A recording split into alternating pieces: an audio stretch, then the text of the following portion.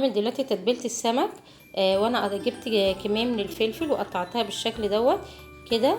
وكمان هحط عليها معلقتين توم مهروس كده مقدين اهو، وهضرب المقدار دوت، وبعدين هضيف له ليمون وخل وتوابل عشان اتبل بيه السمك. فلفل حامي، فلفل رومي، توم، ليمون. انا هعصر الليمون اهوت، وخل، والتوابل اللي هي بتبقى ملح وكمون وفلفل. دلوقتي انا عصرت كميه الليمون اللي انا عايزاها، وديت كده اهوت. ده هضيف بقى ليها الملح حسب المذاق. وهضيف معلقه فلفل اسمر، ومعلقه كمون، وربع كوبايه خل كده اهو. السمك كل ما تبقى فيه المادة الحمضية جامدة بتبقى احسن، سواء الليمون او الخل دوت بيساعد ان السمك يبقى طعمه حلو، وكمان بيقضي على الزفرة اللي فيه. خلاص انا عملت تتبيلة السمك، وهبدأ اضيف. انا عندي كده كمية من السمك نهايت، ده اسمه سمك شعور.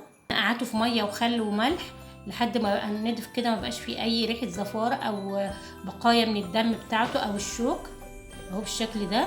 وهبدا اضيفه بقى في الخلطه اللي انا عملتها، اللي هبدا اتبل كده اهو، واحط هنا كده. هما نوعين سمك مختلفين،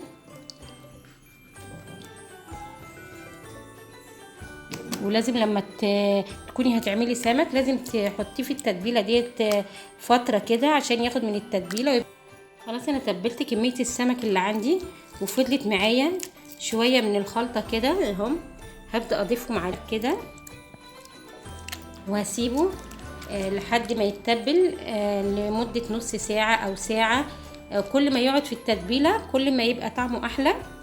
وعندي هنا قشر الليمون دوت، انا هحتفظ بيه مش هرميه، عشان وانا بحمر السمك هحطه في الزيت عشان ما يخليش الزيت ريحته زفاره او اي روايح مش كويسه. نعمل التتبيله او الخلطه اللي احنا خلطه الدقيق اللي هنحطها على السمك اللي هنغلف بيها السمك. اهم حاجه في الخلطه دي ان احنا نكون مجهزين التوابل دي. اول حاجه معلقتين كزبره كبار مطحونين، معلقه كمون كبيره، معلقه فلفل اسمر، معلقه توم باودر. والثوم الباودر بيدي طعم حلو للسمك لما تحطيه كده، وهو اختياري. لو عايزه تعمليه تحطيه يعني حطيه، مش عايزه خلاص.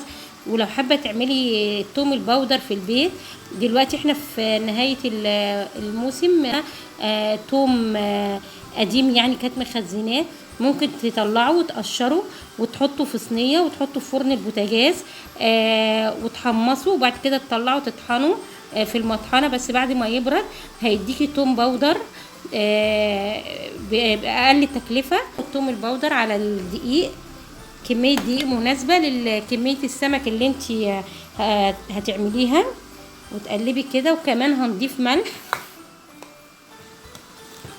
حوالي معلقتين ملح. هي ديت بتخلي السمك يطلع معاكي حلو، طعمه حلو ومقرمش، وطعم الكفر اللي بيبقى عليه من فوق دوت بيبقى طعمه حلو، مش مجرد دقيق كده وخلاص انت حاطاه عليه. هنبدا بقى ناخد السمك اهو بالشكل دوت اهي، ونبدا نضيف عليه الدقيق كده.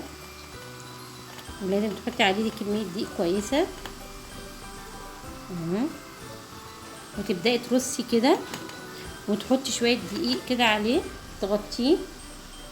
وادي النوع التاني اهو، انا عندي نوعين سمك عاملاهم. انا بعمل كل كميه السمك اللي عندي في الدقيق واوزعها كده في الصينيه. تكوني جايبه صينيه واسعه تحطي فيها كده عشان ياخد من الدقيق كويس، عشان لما تيجي تحمريه يبقى متغلف كويس. هخلص كميه السمك اللي عندي وبعدين هوريه لكم. وانا هعمل رز بني.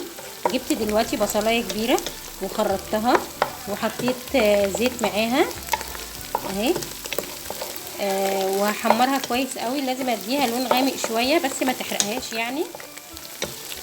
خلاص البصله اهي بقت غامقه معايا، هبدا اضيف عليها الرز.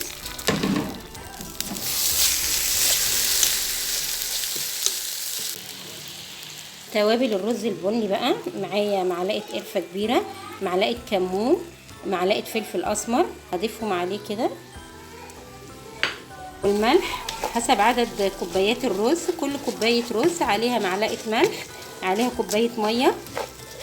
خلاص اتشوح معايا كده بالتوابل والبصل، خد اللون البني اهوت من قبل ما يستوي. هبدا اضيف له بقى الميه، كل كوبايه رز عليها كوبايه ميه.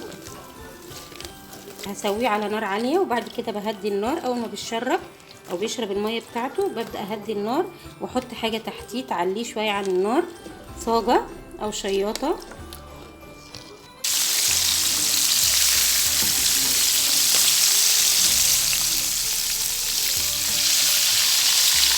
شكل استوى لما طلعته، ولازم لما تطلعيه تصفيه على منديل كده عشان تصفي الزيت الزياده اللي فيه، وتطلعي لونه ذهبي كده.